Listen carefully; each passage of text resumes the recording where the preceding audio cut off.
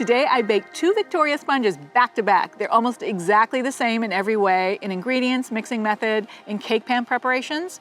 But I changed one tiny thing. With one, I weighed the ingredients on a scale. The other, I used a cup to dip into the dry ingredients.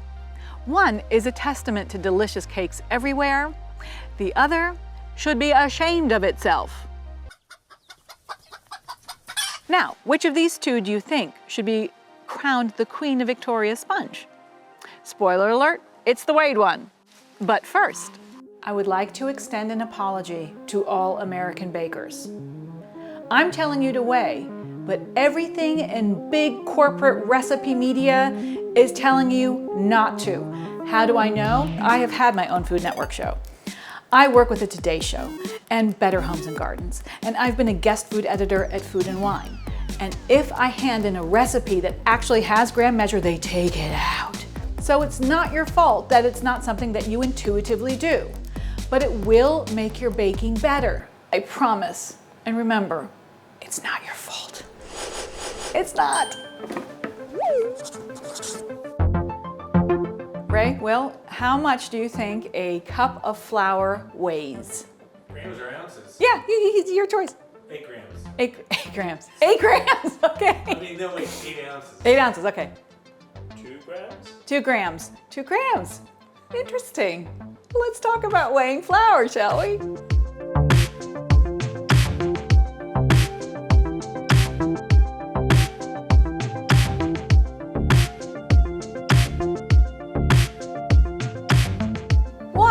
Why weigh? Specifically, why weigh flour?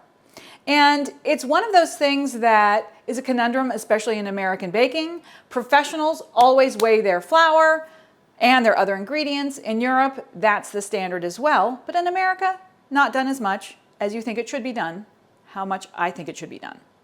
So I'm just going to give you a little example. So clearly, no one knew how much a cup of flour weighed.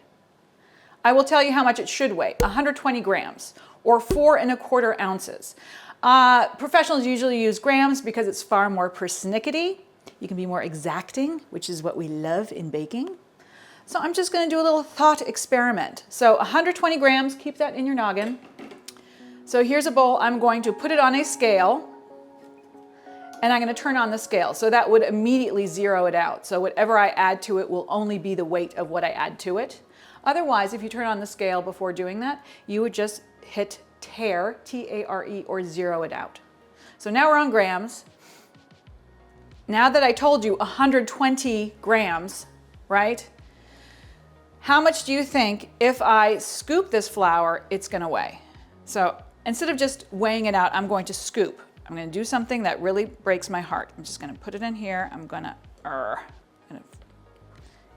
this is a cup right here, a cup. So if I said it should weigh 120 grams, how much do you think this will now weigh that I've put it in the official cup?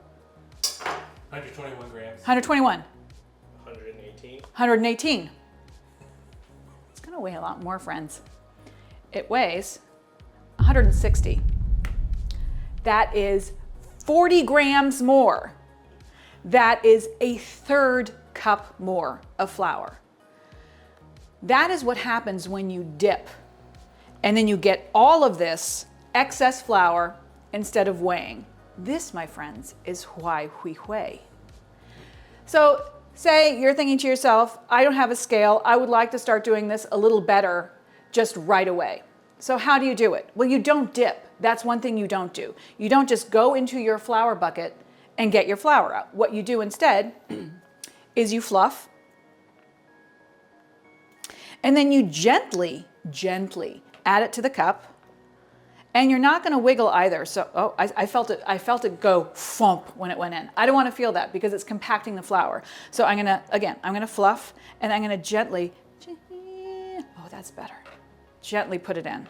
Because what I don't want it to do is to compact. So I fluff it first in the bucket so that it's not compacted. And then when I put it in, I make sure that it's continuing just to gently cascade into the cup so that it is not compacted either in the bucket or in the cup itself, like a little fairy.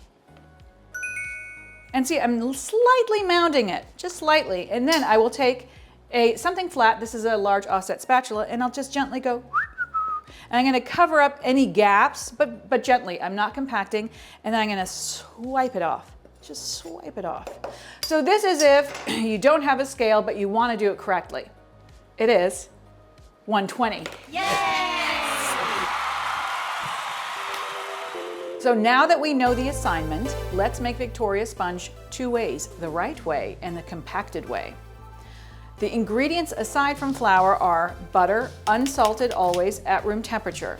So it's 2 sticks, which is 113 grams each, so that's 226 grams total. We have baking powder, salt, 4 eggs, also room temperature, a 1/4 cup of whole milk, and a little bit of vanilla, and then of course we have our flour. Those are the ingredients. What will change is the weight of the flour in each of the sponges. So let's start by weighing first. So let's think about why. Why in America has it always been that we have not weighed flour? Well, sometimes in professional settings, back in the day, they did weigh flour. And if you look at those old scales, they were huge. They had these balances. You had to have weights to counterbalance to know exactly how much you were weighing. And I often think about this, about back in the day, during frontier days, when you were traveling with all your worldly goods, the last thing you wanted to do is have a heavy scale to schlep around. And what did you use instead? A thing that you were already using for other things, a cup. In 1896, Fanny Farmer standardized cup use in her insanely popular The Boston Cooking School Cookbook, and we've been cupping it in America ever since. Even in modern times, we're super busy, we're always moving around. But something has changed. Things are far more convenient, and people aren't like making biscuits all the time. And it's just not something that you have at your fingertips, how much exactly it should feel when you put the flour in. So scales are becoming more and more important in American life, and it will make your baking just better. 240 grams, 2 cups. We're going. Next thing, sugar. 1 1/4 cups, which is the total of 250 grams. And then the 2 sticks of unsalted butter, 113 grams each, always unsalted because you never know how much salt a different manufacturer is going to be putting into the butter. And you want to control how much salt you are putting into your baked good. And then we'll start mixing.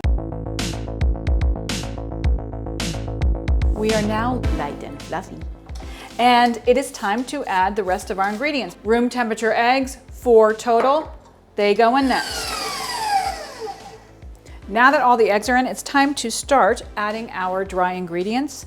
Flour, obs, salt, yes, leavening, please. And then we also have some room temperature milk, a 1/4 cup, and we're going to add to that a teaspoon of vanilla for flavor. Now the kind of flour we're using is specifically cake flour, unbleached, 10%. And that means it has a specific amount of protein that is less than, say, a all-purpose flour. Even though it has a lower percentage of protein, therefore will make a cake more tender, doesn't mean that you should be adding more flour to the mix and still get a tender cake. However, there's an exception. And I call it the Ina exception. And remember how I said don't dip? Ina Garten is a big old dipper. She dips that cup into the flour. However, people love Ina. Her recipes are fantastic. So when you look at an Ina recipe, watch what she does. Because she is a dipper, therefore you're not going to look at a recipe that says, say 4 cups of flour that Ina says to put in there. You're not going to weigh out 4 cups of flour. You're going to do as Ina does. And you are going to watch her and you're going to dip because that's what her recipe calls for. And that, my friends, is the only exception to not dipping. It is the Ina exception because she is magic.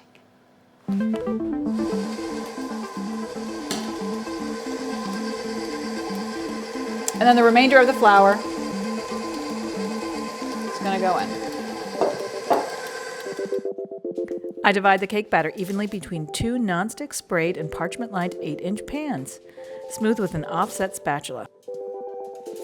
I want these to rise evenly and not dome too much. So I moisten paper towels and wrap around the cake pans to insulate for an even rise, and then I make sure to cover with foil. Off to the oven, and we'll get some cake.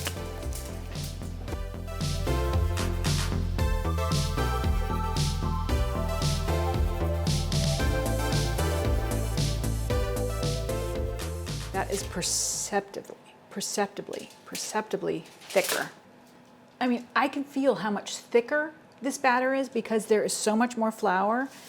It is harder to spread. It was just heavier when I weighed it out. Gotta be honest, it's pretty. It's a good looking batter, but it is thick. 2 sponges of Victoria, one with weighed flour, one with dipped flour. And I can totally see the difference. Can you tell the difference? I can tell. Can you? Look at that. This one, perfect. It didn't dome. Great rise all around. Great size. This one is compact. A little bit of dome because of that excess flour just made it stodgy. And if I do this, it goes boing. And this one, it goes boing. But I think the proof will be in like breaking them open because I have extras. We can do this.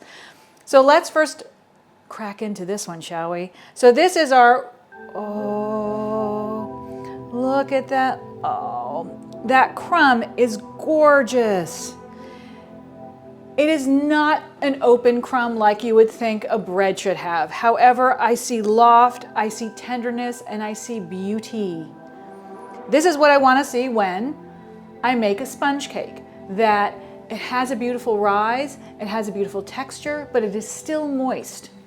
And it holds together. That's the other thing, is we're going to be stacking it. So we also want it to be not necessarily a sturdy cake, but a cake that can handle accoutrement, something in the middle. This one is the dipper. And then you can see where the dome is. It has the significant tighter and just a drier crumb. It is just feeling mealy and weird, and this one feels much softer. Like when I pinch it, this is literally sticking together. This is just crumbling. This is dry. That's the other thing. It's tough, it's dry, no moistness. This one is spongy, what we want, and moist and delightful. Now my favorite part, assembly.